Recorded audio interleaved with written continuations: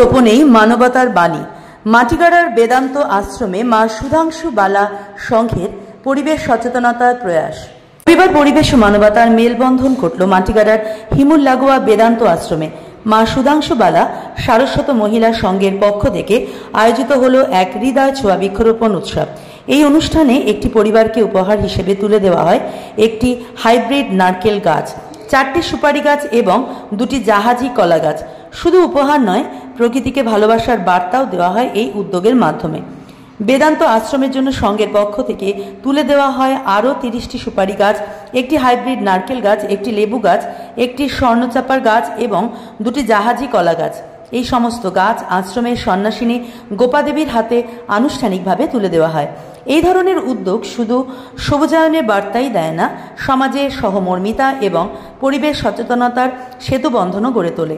মা সুধাংশু বালা সংঘের এই কাজ নিঃসন্দেহে প্রশংসার যোগ্য।